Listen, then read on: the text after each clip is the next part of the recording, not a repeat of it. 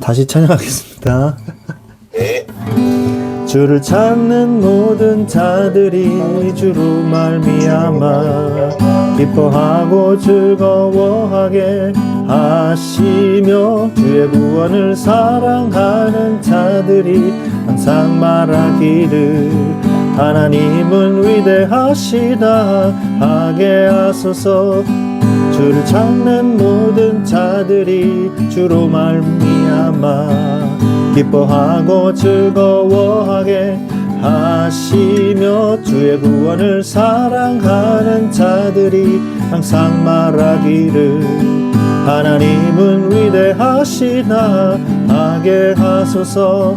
주는 나의 도움 나를 건지시느니 여호와여 지체 말고 내게 임하소서. 가난하고 궁핍한 내 마음 가운데 여호와여 속히 임하소서. 다시 한번 주를 찾는 모든 자들이 주로 말미암아 기뻐하고 즐거워하게 하시며 주의 구원을 사랑하는 자들이 항상 말하기를 하나님은 위대하시다 하게 하소서.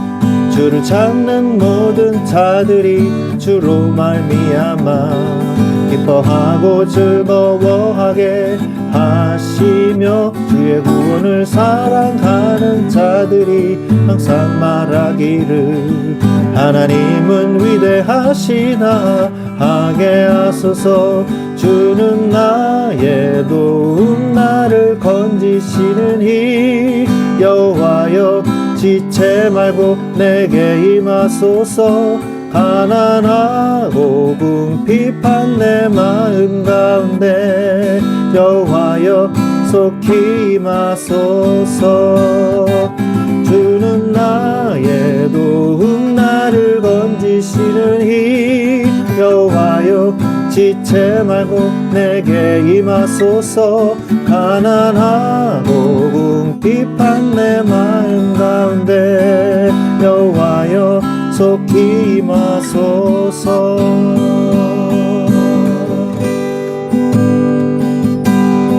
내가 주인 삼은 모든 건 내려놓고 내 주 대신 주 앞에 나가 내가 사랑했던 모든 건 내려놓고 주님만 사랑해. 내가 주인 삼은 모든 건 내려놓고 내 주 대신 주 앞에 나가 내가 사랑했던 모든 건 내려놓고 주님만 사랑해. 주 사랑 거친 풍랑에도 같은 바다처럼 나를 잠잠케 해. 주 사랑 내 영혼의 반성 그 사랑 위에 서리. 주 사랑 거친 풍랑에도 깊은 바다처럼 나를 잠잠케 해. 주 사랑 내 영혼의 반성 그 사랑 위에 서리.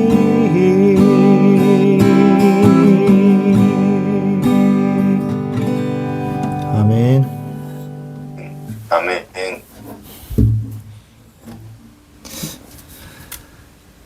네, 우리 하나님 말씀 보겠습니다.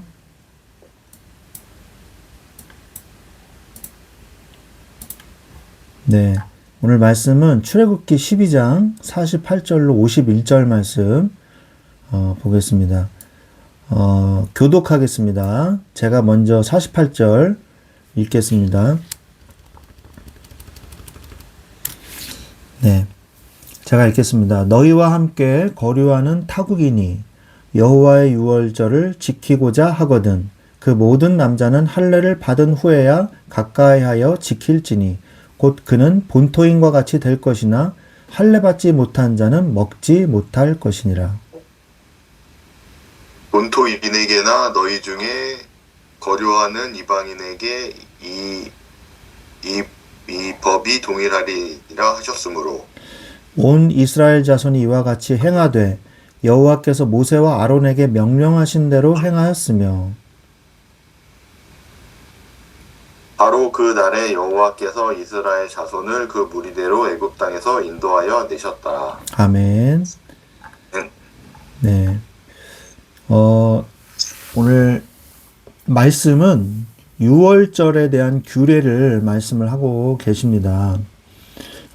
우리가 구원을 받는다는 것은 구약시대 때에는 이방인은 구원받지 않고, 유대인만 구원받아야 된다라는 그런 선민의식이 있었거든요. 이것은 신약시대까지 이어져서 베드로가 이방인과 식사를 하고 복음을 전했다는 것에 대해서 유월절 예루살렘 교회에 호출까지 받았단 말이에요. 그래서 변론까지 해야만 했던 그런 일들입니다. 근데 하나님께서 이방인에게도 성령이 임하셨구나 그러면서 하나님을 찬양하는 그런 일들이 벌어졌죠. 그래서 유월절도 사실은 유대인에 관해서, 유대인이 아니죠, 이스라엘 민족만이 구원을 받는 그런 일들이 벌어지는데, 그런데 성경에는 놀랍게도 거기에 속해 있는 종, 그리고 이방인들, 객들, 그 사람들도 할례를 받으면 이 유월절에 참여할 수 있다고 유월절의 규례를 말씀하시는 것을 우리가 볼 수가 있습니다. 그래서 우리가 잘 보면 이방인들도 다른 민족도 구약시대 때 많이 그 복음을 받을 수 있도록 문을 열어준 것을 우리가 볼 수가 있는 것이죠. 유월절 규례가 그러면 뭡니까? 유월절 규례는 애굽에 내린 마지막 재앙이 바로 유월절의 유래가 되는 것이거든요. 유월절 재앙은 죽음의 재앙이거든요. 근데 우리가 출애굽기에서 제가 여러 번 말씀드렸지만 하나님께서 이미 다 말씀을 하셨어요. 처음부터 끝까지. 그래서 너희가 모세와 아론이 가서 너희가 말을 할 때 바로가 오늘 왜 이렇게 말씀이 바로가 거부할 것이다. 바로가 강팍하게 마음을 먹게 할 것이다. 누가? 내가 그렇게 할 것이다. 누가요? 창조주 여호와 하나님이 그렇게 말씀을 하시거든요. 여기에는 두 가지 이유가 있습니다. 그게 뭐냐? 나는 여호와니라. 출애굽기 3장에서 모세를 부르실 때 나는 여호와니라 그러면서 스스로 있는 자니라. 이 말씀은요, 스스로 있는 자니라 이렇게 표현하신 거는 성경 전체를 통틀어서 여기밖에 없어요. 여호와라는 말은 창세기 2장부터 쓰입니다. 그런데 그 여호와의 이름을 설명해 준 내용이 있는 것은 출애굽기 3장밖에 없어요. 나는 스스로 있는 자니라. 그러면서 계속 강조하시는 말씀이 나는 애굽의 신과 같지 아니하다. 너희들이 믿는 애굽 사람들이 믿는 애굽 신 같은 하나님이 아니다. 나는 스스로 있는 자니라. 그게 무슨 말이에요? 창조주 하나님이시라는 거죠. 그 애굽의 신들은 어떻게 표현합니까? 영어로 GODS거든요. 그리고 소문자로 표시를 해요. 그러나 하나님은요, 고유명사기 때문에 대문자 GOD를 쓰는 거거든요. 하나님이시거든요. 그리고 구약시대 때에는 여호와라고 감히 이름을 부르지 않았어요. 여호와라고 쓰긴 쓰는데 여호와라고 읽지를 않았어요. 그래서 지금도 어떻게 발음이 되는지 잘 모르죠. 사실 성경에 그 모음이 기록되어 있지가 않습니다. 그래서 여의도 순복음교회에서는 야훼라고 그러기도 하고 우리 장로교나 다른 그 교단에서는 여호와 이렇게 말을 하기도 하죠. 그게 무슨 뜻이냐? 스스로 있는 자라는 뜻이거든요. 근데 이스라엘 사람들은요, 그거를 발음하지를 않았어요. 읽지를 않았어요. 여호와라는 글자가 나오면 다른 말로 읽었어요. 하쉐임, 그 다음에 아도나이 이렇게 읽었거든요. 하쉐임은 그 이름, 그렇게 읽는 것이거든요. 우리가 부모님의 이름을 함부로 말하지 않듯이 조남이 어떻게 되십니까? 송자, 뭐자, 무슨 되십니다. 이렇게 되잖아요. 이렇게 얘기를 하잖아요. 그러니까 그 조남을 함부로 우리도 얘기를 안 하잖아요. 그래서 여호와의 이름도 그 이름을 함부로 말을 하질 않았어요. 적기는 적되. 그만큼 거룩하신 이름이거든요. 그런데 430년 동안 이스라엘 민족이 애굽에서 살면서 여러 가지 하나님께서 말씀하신 관습은 지켜왔지만 여호와 하나님, 창조주 하나님이시라는 이 인식이 약해져 있었던 거예요. 그래서 하나님이 창조주 하나님이심을 알려주시기 위해서 피, 개구리, 이, 파리, 악질, 독종, 우박, 메뚜기, 흑암, 장자, 재앙을 통해서 창조주 여호와 하나님께서 애굽의 모든 신들을 다 완전히 박살내시는 것을 보여주시는 거죠. 근데 왜 장자를 죽이셨을까요? 가축까지, 처음 난 가축까지 다 죽이셨거든요. 그 이유가 있습니다. 그 이유가 출애굽기에 나와요. 3장인가 나옵니다. 4장인가 3장에 나오는데 무슨 내용이냐? 이스라엘은 나의 장자니라. 그런데 너희가 바로가 장자를 예배드리지 못하게 가나안 땅에 들어가지 못하게 너희들이 막는다면 내가 너희들의 장자를 데려갈 것이니라. 이런 말씀이 나와요. 그래서 피는 뭡니까? 나일강이 피로 변하는 거예요. 모든 생명의 근원, 그게 어디예요? 나일강이거든요. 근데 그 나일강에 신이 있습니다. 그게 피가 되는 거예요. 재앙의 이 반대로 재앙이 되는 거죠. 그 다음에 개구리 신도 있어요. 그 다음에 파리, 악질, 이거는 이제 병을 몰고 오는 것들이거든요. 그래서 병을 치유하는 신도 있어요. 그 다음에 악질, 독종, 우박, 가축을 다스리는 신도 있습니다. 그 다음에 메뚜기, 그 다음에 태양. 태양은 여러 민족들이 이제 우상 숭배를 했죠. 중남미에서도 태양신을 섬기지 않았습니까? 그런데 이 애굽에서도 태양신을 섬기는데 애굽에는 세 가지 신이 있습니다. 태양에. 세 가지 신이 있는데 뭐냐? 아침에 일출의 신, 그 다음에 정오의 신, 일몰의 신. 이렇게 아주 세 가지가 있어요. 그 중에 제일 센 신이 정오의 신이에요. 제일 높이 뜬 태양. 그 태양신의 아들이 파라오거든요. 그 파라오의 장자를 죽인 거예요. 그러니까 태양신을 꺾으신 거죠. 그리고 그 전의 재앙이 뭡니까? 암흑이 내려쳤잖아요. 깜깜해졌잖아요. 제가 그래서 예전에 말씀드린 적이 있는 것 같은데 스텔라리움이라는 그 프로그램이 있어요.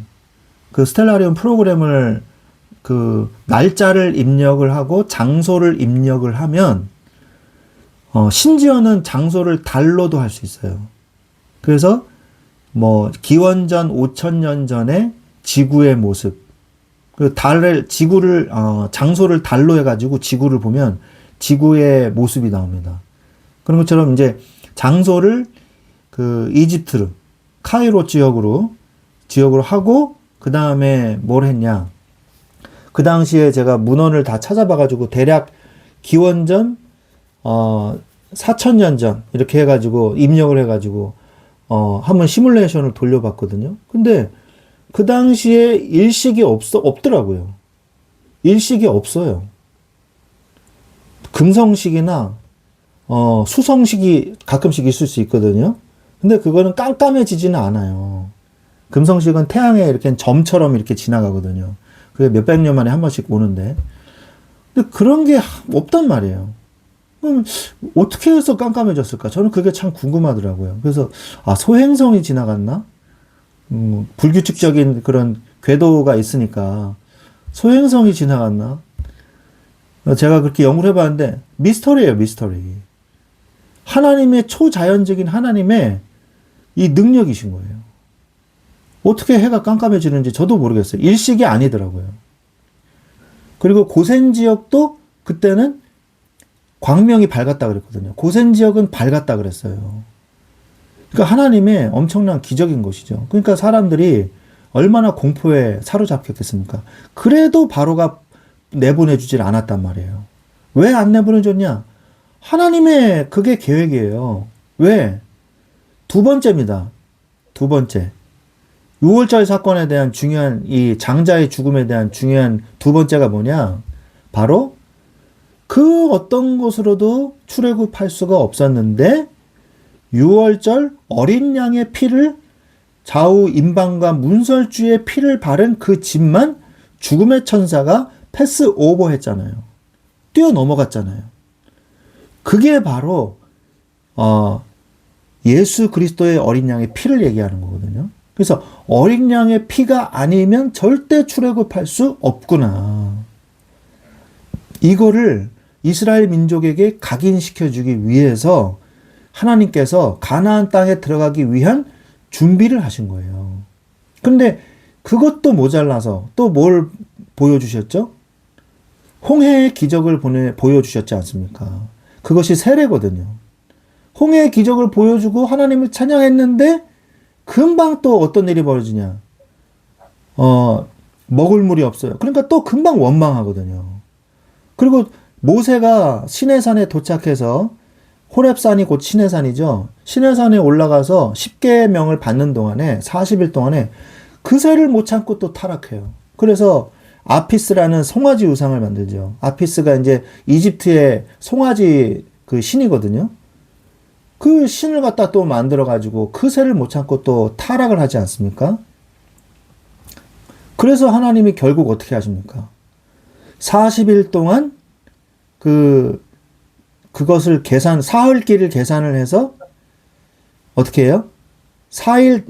하루 이틀 사흘 나흘 동안 걸리는 그 길을 계산을 해서 10년씩 해가지고 40년을 유리방황하게 만들지 않습니까? 뭐 할 때까지? 애굽에서 찌들었던 애굽의 노예 체질, 우상 숭배의 체질, 이것을 벗기기 위해서 그렇게 한 것이거든요. 그래서 두 가지예요, 장자 제한은. 창조주 하나님이심을 알려주기 위해서. 그 다음에 6월절 어린 양의 피가 아니면 안 된다는 사실을 알려주시기 위해서. 이게 굉장히 중요한 내용입니다. 굉장히 중요한 내용이에요. 사람들이 이걸 모르는 성도들도 있더라고요. 그냥 출애굽했나 보다. 아니에요. 이것을 우리가 각인해야 된다는 거죠. 어린 양의 피는 예수 그리스도를 의미하는 것이거든요. 그래서 바로가 그때서야 항복을 합니다. 밤에 불러요. 밤에. 낮에 부르는 것도 아니고. 왜? 이제 치가 떨리는 거예요. 이제는 제발 이 저주 덩어리들, 우리한테 저주만 갖다 주는 이 저주 덩어리를 빨리 나가라. 빨리. 그때 막 버텼거든요. 근데 더 이상 이제 못 버티는 거예요. 사단이 두 손 두 발 다 들어버리는 것이 뭐냐? 어린 양 예수 그리스도 보혈의 능력으로, 십자가의 보혈의 능력으로 예수 그리스도께서 죽음을 이기시고 부활하시는 거예요. 그때 사단의 권세는 떠나가는 겁니다. 그래서 양의 피를 바른 이스라엘은 죽지 아니하였어요. 노예에서 즉시 해방되었어요. 그냥 해방된 게 아니에요. 영원한 규례로 지키라고 그랬거든요. 그래서 6월절 어린 양의 피, 6월절 규례 3대 절기 중에 하나지 않습니까? 이 3대 절기가 있고 또 이어서 무교절이 있잖아요. 무교절은 뭐냐? 이스트를 늦지 않은 빵을 일주일 동안 먹는 거예요. 그래서 아비벌이라 그러거든요. 아비벌 14일. 그러니까 우리나라 그레고리력, 서양력으로 따지면 3월 중후반에서 4월까지를 얘기를 하는 거거든요. 그게 아비벌입니다. 근데 그때에 6월절이 있어요. 그리고 6월절이 14일이고 15일부터 제가 지금 말하는 거는 유대력입니다. 아비벌 14일이 6월절이고 아비벌 15일부터 22일까지. 그러니까 7일 동안, 일주일 동안 무교병을 먹으면서 지팡이를 짚고 빨리 가라. 그런 내용이 나오죠. 그래서 무교병을 이스트를 왜 안 넣냐? 빨리 가야 되기 때문에. 발효를 시킬 시간이 없는 거예요. 그래서 무교병을 먹으면서 빨리 가라. 그래서 일주일간의 그 무교절을 가지고 있거든요. 그런데 여러분 그거 아십니까? 예수님의 고난주간과 십자가에 못 박히는 성금요일과 그리고 부활주일 이것도 3월 말에서 4월 달이에요. 이제 그거는 그레고리력, 이제 서양력으로 따지는 거죠. 우리가 보통 우리도 3월 말이나 4월 초에 하잖아요. 그게 이제 매 년마다 달라집니다. 춘분이 지나고 나서 첫 번째 주일이 6월절이거든요. 그러니까 부활주일이거든요. 그렇게 정합니다. 그런데 우리가 그것을 거의 일치하거든요. 6월절과. 그래서 예수 그리스도의 십자가의 그 순환과 부활하심, 예수님이 실제로 죽으신 그 날짜가 6월절이랑 겹쳐요. 그러니까 이것이 다 모두 예수 그리스도의 메시아를 상징하는 모든 것들이거든요. 성경의 66권은 모두 다 뭘 향하고 있냐? 그리스도를 향하고 있어요. 메시아를 향하고 있어요. 그래서 영원한 규례로 지키라 그러면서 이방인은 알지 못하죠. 그러나 할례를 행하면 참여할 수 있게끔 만들어놔요. 노예도 마찬가지고 그 종들도 그 이스라엘 민족 속에 있는 노예들 있잖아요. 그리고 이방인들도 할례를 행하면 이 6월절에 참여할 수 있게 합니다. 성경에는 안 나왔지만 이스라엘 사람이 아니라 할지라도 그 이야기를 듣고 좌우 문선주의 피를 바른 애굽인이라 할지라도 구원을 받긴 받았을 거예요. 성경에는 안 나옵니다. 제 생각에. 누구나 이 6월절 어린 양의 피 속에 들어가는 자는 구원을 받을 수 있는 것이죠. 그래서 로마서에서는 어떻게까지 얘기하냐? 너희들이 바로 로마인들은 헬라인이고 구스인이고 그런 사람들이잖아요. 그 사람들도 이방인들도 너희들도 아브라함의 자손이다. 왜? 예수 그리스도의 피로 말미암아 구원을 받았으면 너희들도 영적인 아브라함의 자손이다라고 로마서에 보면 말씀을 하고 계시죠. 그런데 이 6월절의 언약의 피를 이스라엘이 계속 잊어먹어요. 까먹어요. 광야에서 원망하고 불평하고 의심하고 우상숭배하고 애굽을 동경하지 않습니까? 양파 애굽에서 먹었었는데 지금은 여기가 양파가 없느니라. 성경에 나옵니다. 양파, 파 이게 나와요. 양파, 파 도대체 그거 못 먹어가지고 애굽을 동경하다니요. 그죠? 그래서 하나님이 뭘 주십니까? 메추라기도 주시잖아요. 저녁에는 메추라기, 아침에는 만나. 그죠? 옷이 헤어지지가 않았어요. 40년 동안. 이게 다 기적이거든요. 가나안에 입국해서도 우상숭배를 해요. 그리고 또 포로가 돼요. 결국 우상숭배하다가 북이스라엘 멸망하고 남유다 왕국도 멸망하지 않습니까? 그러다가 또 어떻게 됩니까? 중간 시대를 거쳐서 성경에서 나오지 않는 시대가 있죠. 그것이 이제 그 세계사에서는 그 알렉산더 대왕 시대 있죠. 그 알렉산더 대왕. 그 시대에는 성경에 기록되어 있지 않아요. 그 이후에 이제 신약 시대에 예수님이 오시는 그 시대, 로마 시대. 로마 시대에만 이렇게 딱 나오거든요. 속국이 돼요. 로마의 속국이 되죠. 그리고 아예 이제 어떻게 됩니까? 이것도 이제 성경에 나오지 않는 내용인데 방랑하는 민족이 돼요. 그래서 이스라엘을 완전히 멸망을 시키죠. 이 이스라엘이요, 유대인들이요, 반란을 일으켜요. 마카비라는 왕조를 세우기도 해요. 그래서 로마가 본진이 옵니다. 본진이 와가지고 완전 초토화를 시켜요. 그래서 성전을 완전히 무너뜨리고 성벽도 완전히 무너뜨리죠. 두 번째 성전과 성벽을. 그래가지고 돌 위에 돌 하나도 남지 않으리라 라는 예수님의 말씀이 성취가 되는 거죠. 왜 그렇게 되냐? 그 성전을 일단 불태웠거든요. 그러니까 그 성전 안에 있는 금들이 녹아가지고 돌틈 사이로 다 들어가 버립니다. 그래서 로마 병사들이 그거를 탈취하기 위해서 돌들을 다 끄집어내요. 금을 꺼내려고. 그래서 돌 위에 돌 하나도 남지 않은 그런 이 저주가 성취가 되는 거거든요. 그래서 이 언약을 잃어버리면요, 절대 안 돼요. 우리는 이 출애굽 시대를 지나서 신약 시대에 이 하나님의 나라에 성령의 시대에 우리가 살고 있는데 지금도 마찬가지예요. 교회가 복음을 잃어버리고 어린 양의 피 예수 그리스도를 잃어버리면 자꾸 종교화되어질 수밖에 없어요. 자꾸 율법화되어질 수밖에 없어요. 그러면 하나님은 다시 재앙을 일으키십니다. 그래서 다시 언약을 회복시키세요. 교회가 대형화되고 편한 게 좋다고 그러고 정말 참 어처구니 없는 일들이 많이 벌어지지 않습니까? 복음이라고 막 얘기를 하면서 어마어마한 음란한 짓들과 우상 숭배하는 그런 일들을 너무 많이 벌이잖아요. 이단 사이비들 그런 일들을 많이 벌이지 않습니까?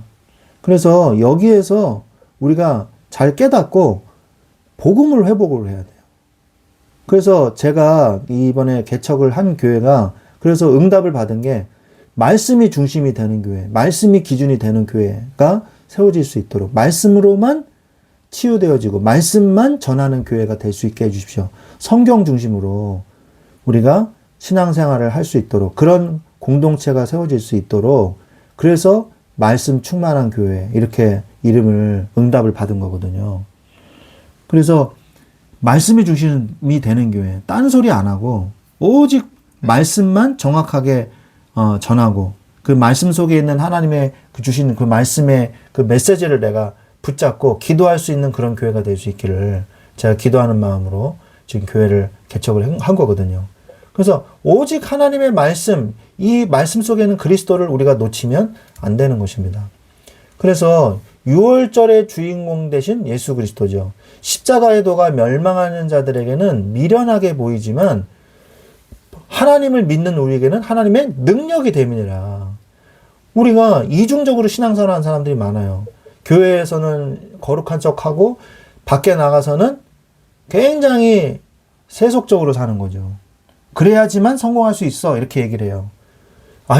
복음적으로 살면 안 돼. 성경적으로 살 수는 없어. 세상은 세상의 방법이 있는 거야. 아니에요. 하나님이 세상에서 역사하고 계십니다. 하나님이 세상에서도 하나님의 말씀 그대로 말씀을 성취하고 계세요. 그래서 말씀을 붙잡아야 돼요. 말씀대로 살아야 돼요. 그러면 하나님의 말씀이 나의 직장에, 나의 가정에, 나의 자녀에게 응답이 된다는 것입니다. 이걸 우리가 실제로 보고 체험해야 돼요. 그래야 믿어지거든요. 참된 해방은 뭡니까? 마가복음 10장 45절에 예수님께서는 섬김을 받으려고 하심이 아니라 도리어 섬기려 하고 자기 몸을 많은 사람들의 대속물로 주려고 오신다고 그랬어요. 로마서 8장 2절에는 죄와 사망의 법에서 생명의 성령의 법으로 우리가 해방되었느니라 말씀하고 계시고 요한에서 3장 8절에도 하나님의 아들이 나타나신 것은 마귀의 일을 멸하려 하심이라고 말씀하고 계십니다. 그래서 우리는 완전히 죄에서 해방됐어요. 그래서 우리는 예수 그리스도의 이 보혈 앞에 우리 날마다 하나님 앞에 회개함으로 앞에 나아갈 수 있는 것입니다. 그래서 마귀의 일을 멸하신 예수 그리스도의 이름으로 사단의 원수를 꺾어야죠. 참된 누림은 뭐예요? 갈라디아서 2장 20절이죠. 내가 그리스도와 함께 십자가에 못 박혔나니 그런즉 이제는 내가 사는 것이 아니요 오직 내 안에 그리스도께서 사시는 것이라. 이제 내가 육체 가운데 사는 것은 나를 사랑하사 나를 위하여 자기 몸을 버리신 하나님의 아들을 믿는 믿음 안에 사는 것이라 말씀하고 계시거든요. 그 십자가가 뭐예요?